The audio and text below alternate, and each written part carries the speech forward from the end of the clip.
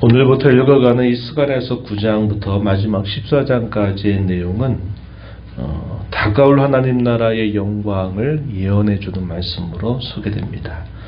우리가 전반부와 후반부로 이 스가랴서를 나눈다 그랬는데 1장부터 8장까지의 내용은 우리가 앞에서 살펴본 것처럼 8가지의 특별한 환상이 주어지고 그 환상의 내용들을 바탕으로 해서 장차 하나님의 아들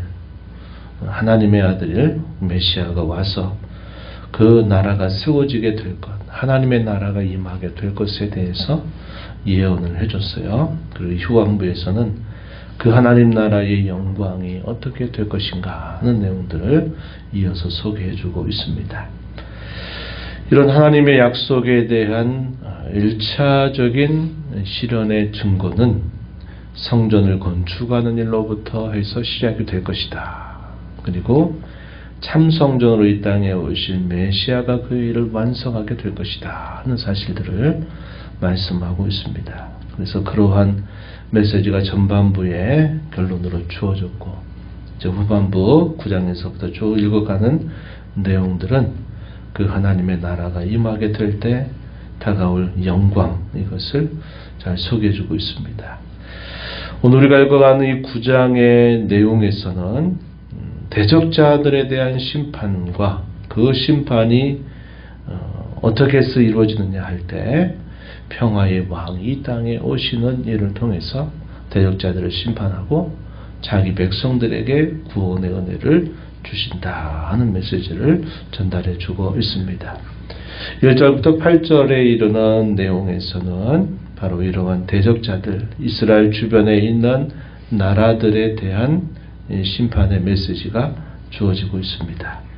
9절로부터 이제 구원을 베풀 왕이 임하게 될 것이다 하는 메시지를 예언해 줍니다. 이것은 우리가 많이 읽어봤던 내용들이 소개되고 있는 부분이죠. 그것은 이 땅에 실제로 예수님께서 이 땅에 오셨을 때 실제로 있었던 일들에 대한 매우 구체적인 예언을 담고 있는 부분에 해당이 됩니다. 먼저 앞부분을 좀 살펴보겠습니다. 여호와의 말씀이 하드락 땅에 내리며 또 다메섹에 머물 것이다. 이 여호와의 말씀이 하드락과 다메섹에 머문다라는 말은 그들에 대한 심판의 경고의 뜻을 담고 있다는 겁니다. 그리고 2절에서도 그 접경한 하맛에도 임할 것이다. 드로와 시돈에도 임할 것이다. 이렇게 표현했습니다. 여기서 제시되고 있는 이 땅의 이름, 하드락 땅, 우리에게 좀 낯설죠? 다메섹, 그리고 하맛이라고 하는 곳은 북쪽에 있는 수리아 땅들을 지칭하고 있는 지역입니다. 이스라엘을 중심으로 해서 북쪽에 있는 나라들, 또 드로와 시돈은 해변 쪽에 위치하고 있었던 그런 나라죠. 상업적인 무역을 통해서 많은 부를 축적했던 그런 나라들임을 우리가 알게 됩니다. 여기에 여호와의 말씀이 임할 것이다. 이렇게 표현합니다. 이것은 그들에 대한 경고의 메시지다 하는 겁니다.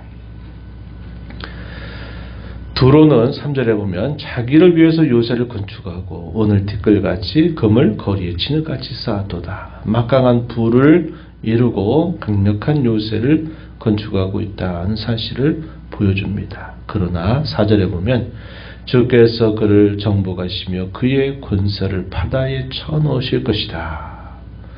그들이 부를 자랑하고 강력한 군사력을 자랑한다 할지라도 주께서 마침내 그들을 다 정복할 것이고 다 그들을 멸하실 것이다 하는 내용들을 전달해 주고 있습니다.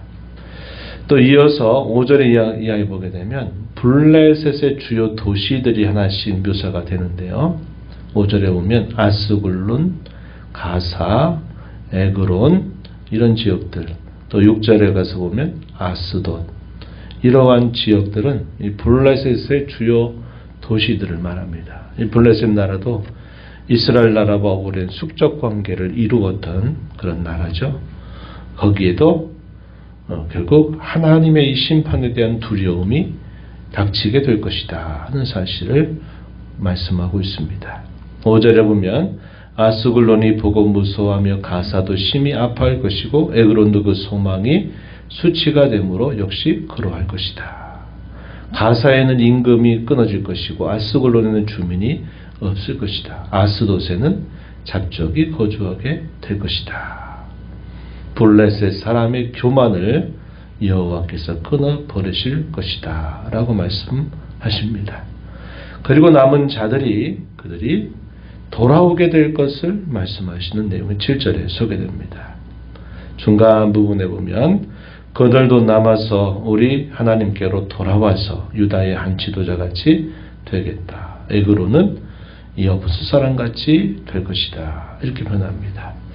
이 여부수 족속들이 본래 차지하고 있었던 지역이 우리가 아는 대로 예루살렘이라고 하는 곳에 아주 강력한 요새를 건축하고 그곳에서 살고 있었습니다.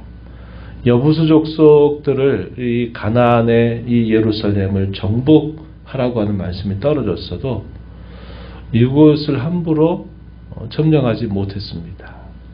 해발 한 700m, 한 800m 되는 넓은 지역에 위치하고 있는 천의 요새 지역을 여부수 사람들이 거주하고 있었습니다. 이것이 후대에 마침내 다윗이 이 여부수 사람들을 완전히 정복하면서 그곳에 예루살렘 성을 쌓고 그 예루살렘 성에다가 나중에 그 중심에 성전을 건축하는 토대를 마련하게 됩니다. 그래서 여부수 사람들은 어떤 사람들이냐면 그들이 결국 정복을 당해서 하나님의 백성으로 편입이 된 사람들. 어떻게 보면 이스라엘 사람들 남아있는 사람들은 귀화했죠. 그들과 같이 이 블레셋 사람들도 남아있는 자 중에 그러한 자들이 있게 될 것이다. 이렇게 말씀을 하고 있습니다. 이러한 근본적인 이유가 어떻게 될 것인가 할 때 8절에 보면 내가 내 집을 둘러 진을 쳐서 적군을 막아 왕래하지 못하게 할 것이다. 포악한 자가 다시는 그 지경으로 지나가지 못할 것이다. 그 이유는 내가 눈으로 친히 보기 때문이다. 8절에 이렇게 말씀합니다. 우리가 앞서서 환상 가운데서 이런 내용들을 봤죠. 여호와께서 자기 백성들에게 불성곽이 되게 할 것이다. 더 이상 성벽을 쌓을 일이 없는 그러한 성읍이 되게 하실 것이다. 왜냐? 여호와께서 친히 그 백성들의 성곽이 되는데 불로 둘러싼 성곽같이 만드실 것이기 때문이다. 그런 말씀을 주신 바가 있습니다. 여기서도 하나님께서 그의 집을 둘러 진을 쳐서 적군을 막기 때문에 이 하나님의 백성들은 결국 보호를 받게 될 것이고 그 주변에 있는 이방의 나라들에게는 심판이 임하게 될 것이다 하는 사실을 예언해 주고 있습니다. 이러한 일과 함께 이제 평화의 왕이 임하게 될 것을 예언해 주는 말씀이 소개됩니다. 9절 말씀에 예수님께서 성취된 말씀으로 우리가 잘 알고 있는 부분이죠. 시온에 따라 크게 기뻐할지어다 예루살렘에 따라 즐거이 부를지어다. 보라 너의 왕이 너에게 임하시나니 그는 공의로우시며 구원을 베푸시며 겸손하여서 나귀를 타시나니 나귀 작은 것 곧 나귀 새끼니라. 예수님께서 공생의 3년 마지막에 예루살렘으로 올라가실 때 우리가 종려주일이라고 부르는 그날에 작은 나귀를 타고 예수님께서 예루살렘으로 입성할 때 사람들이 호위하면서 호산나 호산나 외치면서 우리를 구원하소서 이렇게 노래했던 그때 바로 이 스가랴 선지자의 예언이 성취된 것으로 우리가 성경을 알고 있다는 것이죠. 그 왕은 모든 전쟁할 무기들을 더 이상 필요 없게 할 것이다 라고 예언합니다. 10절에 에브라임의 병거 예루살렘의 말을 끊겠다. 전쟁하는 판도 끊을 것이다. 더 이상 전쟁을 위해서 대적자들에 의해서 방비할 필요가 없게 할 것이다 라는 사실입니다. 그 왕이 이방 사람에게 화평을 전할 것이요 그의 통치가 바다에서 바다까지 이르고 유브라데 강에서 땅끝까지 이르게 될 것이다. 이렇게 예언합니다. 물론 이것이 문자적인 성취가 아니라는 것을 우리는 알고 있습니다. 그것은 영적인 성취로 먼저 이루어지게 될 일이고, 이 문자적인 성취는 언제 이루어지느냐? 주께서 이 땅에 재림하시게 될 때 모든 그런 대적들이 다 망하게 될 것이고, 진정한 평화가 온 세계에 가득 찬 그 일이 실현될 것을 우리에게 가르쳐주고 있는 표현이죠. 그래서 우리가 성탄의 메시지 가운데 예수님이 탄생을 할 때 하늘에는 영광이요 땅에서는 그의 기뻐하심을 받은 사람들 중에 평화로다라는 메시지로 예수님의 탄생의 소식을 알렸던 천사들의 합창을 우리가 떠올려 봅니다. 그래서 땅에는 평화가 임하게 될 것이다. 그 평화가 누구로 말미암아 임하게 되느냐? 장차 탄생하실 구주 예수님을 통해서 이러한 평화가 임하게 되리라 하는 것을 알려준 바가 있는 겁니다. 이것도 역시 스가랴 선지자가 멀리 예수님 탄생하시기 오래 전에 이러한 부분들을 예언해주고 있다는 사실을 우리에게 보여주죠. 여기서 말하는 이 평화의 의미가 굉장히 심오하고 굉장히 포괄적이다 하는 사실을 우리는 알 수 있어요. 히브리 사람들, 이스라엘 사람들은 샬롬이라고 하는 말로 평화가 있기를 이렇게 항상 기원하는 것이 그들의 인사말입니다. 이것이 이제 헬라 그리스어로 오게 되면 에이레네에서 평화를 말하는데 그 의미가 같아요. 그 의미는 정상적인 관계로 모든 걸 회복한다라는 근본적인 뜻을 담고 있는 말입니다. 죄와 타락으로 인하여서 왜곡되고 비틀어지고 잘못된 그런 모든 비정상적인 관계를 하나님의 아들이 참된 평화를 주신다 하는 것은 그분을 통해서 이 비정상적인 모든 관계들을 다시 원래 상태의 모습으로 회복하신다라는 의미를 담고 있습니다. 그래서 하나님과 사람 사이에 깨어졌던 그 관계들이 이분을 통해서 회복이 돼서 하나님과 교통하는 관계로 바뀌게 될 것이고, 범죄와 타락으로 인하여서 서로 시기하고 질투하고 변명과 핑계를 둘러대면서 깨어진 사람의 관계들이 다시 정상적인 관계로 회복된다는 겁니다. 사람의 타락으로 말미암아 이 타락의 질서들이 임한 이 창조세계에 궁극적으로는 이 모든 창조세계도 회복이 되리라고 말씀하는 것이 바로 이 평화 혹은 평강이 담고 있는 매우 심오하고도 포괄적인 뜻이 있다는 사실이죠. 그러한 평강은 먼저 예수 그리스도를 통해서 우리에게 영적인 평강으로 주어지게 될 것이고, 더 나아가서는 이런 관계들이 회복되는 역사들을 통해서 실현될 것이고, 궁극적으로는 이 모든 일들이 완성될 것이다 하는 것이 성경이 우리에게 주는 확고한 약속입니다. 구원의 은혜를 아는 저와 여러분이 서로를 이렇게 존중하게 여기고 귀하게 여기고 또 서로를 사랑하게 되는 것도 예수님의 구속을 통해서 우리에게 주시는 평화의 은혜가 되는 겁니다. 우리가 구원의 은혜를 받은 자들로서 비록 완전한 그러한 것은 되지 못할지라도 우리가 그러한 평화가 우리의 마음속에 우리가 살아가는 모든 삶 속에서 이 평화가 임하기를 우리는 힘써 살아야 된다는 거죠. 예수님께서 팔복 가운데 그런 말씀하셨습니다. 화평하게 하는 자가 행복하다. 그들은 하나님의 아들이라 일컬음을 받을 것이다. 이렇게 말합니다. 하나님의 아들이신 그분이 이루셨던 그 일들을 우리도 그분의 걸음을 따라서 화평을 이루게 될 때 우리도 하나님의 아들과 같은 그런 존귀한 일들에 참여하는 자가 된다 하는 사실을 우리에게 가르쳐 주고 있는 겁니다. 이하 11절부터 마지막